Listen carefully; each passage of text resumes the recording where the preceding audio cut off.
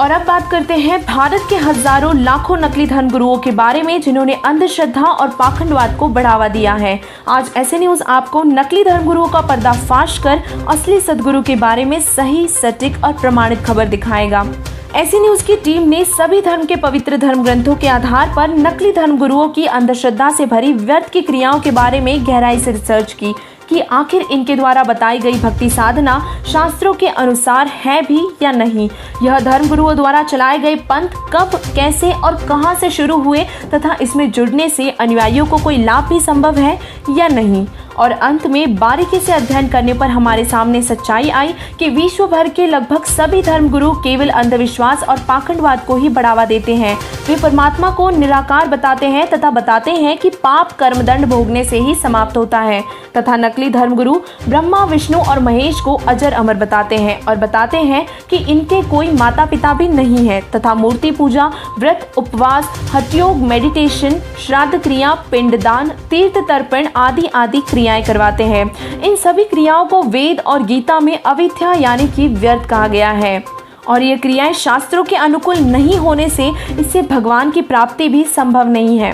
नकली धर्मगुरु नशीले पदार्थ, हठयोग, नाच गाना व शास्त्र विरुद्ध साधना करवाकर भक्ति मार्ग को दूषित कर देते हैं। इन क्रियाओं से वे असंख्यों जन्मों तक भी मोक्ष प्राप्त नहीं करा सकते और अपना पेट पालने के लिए सुना सुनाया ज्ञान बताकर भोले श्रद्धालुओं को भ्रमित कर खुद भी पाप का भागी बनते हैं और परमेश्वर के संविधान रूपी वेदों और गीता जी के विरुद्ध भक्ति क्रिया करवाकर अपने अनुयायियों को भी पाप का भागी बनाते हैं। तो अब सवाल उठेगा कि इन धर्मगुरुओं के तो लाखों अनुयायी हैं तथा इनके पास तो अनेकों सिद्धियां भी होती हैं।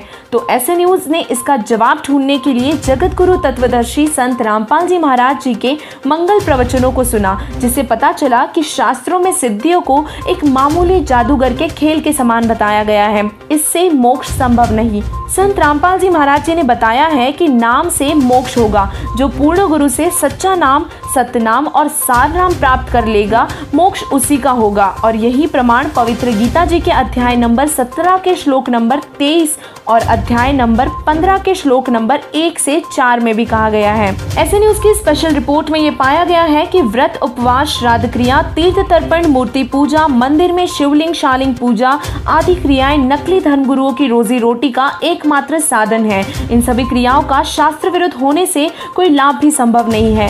नकली धर्मगुरु बताते हैं कि शिवलिंग पूजा, गंगा स्नान, तीर्थ यात्रा, गायत्री मंत्र का जाप व मृत्यु उपरांत देह संस्कार, श्राद्ध और पिंड भरवाना, इन सभी क्रियाओं को करने से जीव का मोक्ष हो जाता है।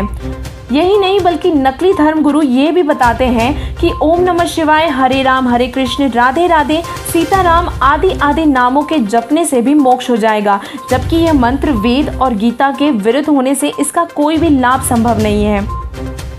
जगत गुरु तत्वदर्शी संत रामपाल जी महाराज जी ने प्रमाणित करके बताया है कि पूर्ण संत से दीक्षा लेकर केवल पूर्ण परमात्मा कबीर साहिब जी ही भक्ति करने के योग्य हैं। उन्होंने बताया है कि ब्रह्मा, विष्णु, महेश और दुर्गा और निरंजन समेत सभी देवी देवता पूजा के योग्य ही नहीं है, क्योंकि वे खुद जन्म मरण के चक्र में आते हैं और वे भी उस पूर्ण परमात्मा पर ही आश्रित हैं। और इसीलिए संत रामपाल जी महाराज जी ने कहा है कि सदगुरु पुरुष कबीर हैं चारों युग परवान, झूठे गुरुआ मर गए, हो गए भूत मसान। अर्थात पूर्ण परमात्मा कबीर साहिब जी ही धरती पर चारों युगों में आते हैं और तत्व ज्ञान प्रकट कर अपने प्यारे हंसों को सद्भक्ति प्रदान करते हैं। 100 नारी जारी करे और सुरापान 100 बार, एक चिलम हुक्का भरे वो डूबे काली धारे।